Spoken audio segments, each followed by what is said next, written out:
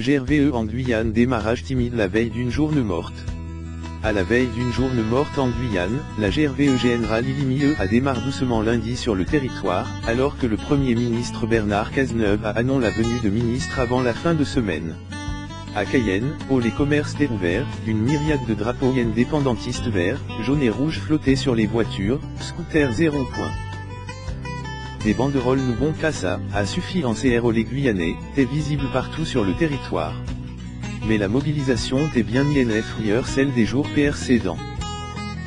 Alors que des centaines de manifestants se tenaient autour des barrages routiers dans Cayenne ce week-end, ils n'étaient que quelques dizaines lundi empêchèrent les voitures d'entrer ou sortir de la ville lundi.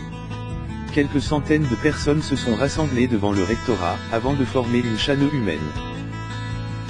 Ceux qui sont hors Cayenne et n'ont pas pu passer les barrages, selon un professeur de sport GRViste, qui s'attendait plus de monde.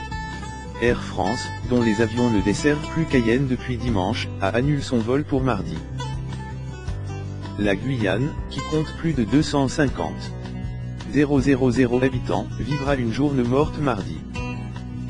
Des marches se tiendront en parallèle Cayenne et Saint-Laurent-du-Maroni, et l'appel du collectif pour la Guyane décolle, pour que la Guyane décolle. Ce sera la première démonstration de rue Odelle des barrages, a affirmé l'un des porteurs du mouvement. Ce collectif, TRS majoritaire, a défilé une plateforme de revendication commune, de la construction des causes l'intensification de la lutte contre l'orpaillage, en passant par le paiement des RS aux fournisseurs de l'hôpital de Cayenne. La première priorité, c'est la lutte contre l'insécurité, le renforcement des moyens, a toutefois déclaré François Hollande depuis Singapour.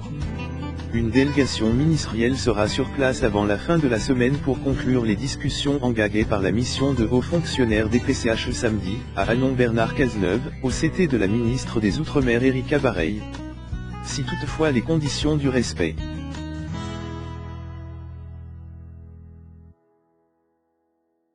et de l'ordre républicain sont réunies, a-t-il PRC. Le Premier ministre a annoncé notamment qu'un centre pénitentiaire et un tribunal de grande instance seraient construits Saint-Laurent-du-Maroni. Pas des mesurettes. On ne dialogue pas dans cagoule. On dialogue le visage découvert.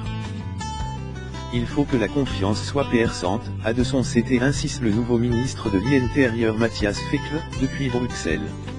Alors que le PR fait Jean-François Cordet, qui pilote la mission interministérielle, a fait théâtre de premiers résultats obtenus depuis samedi dans un communiqué, un porte-parole des socio-professionnels a réclamé un plan de développement et pas des mesurettes, dans un entretien l'AFP. On a l'impression que le gouvernement ne pérennise pas le ras-le-bol de la population, dont encore 30%.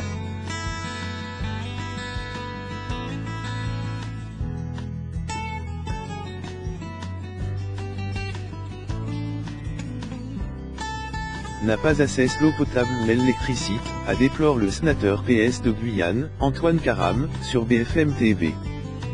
Dès dimanche, des barrages de poids lourds arboraient des slogans explicites, Hollande, il est au ton pacte d'avenir. Pas de route, pas de développement. Le Premier ministre, qui appelle encore une fois solennellement au dialogue, la responsabilité et l'apaisement, a affirmé vouloir signer ce pacte d'avenir dans les meilleurs délais.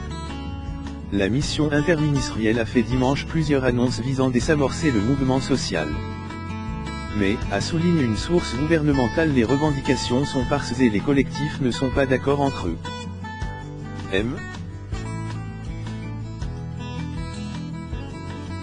Cordet, ancien préfet de Guyane, a notamment annoncé le renfort de 25 policiers, 23 gendarmes, ou la fidélisation d'un escadron de gendarmes mobiles Cayenne, mais aussi une enveloppe d'urgence de 60 millions d'euros supplémentaires pour le centre hospitalier de Cayenne, fortement en dette.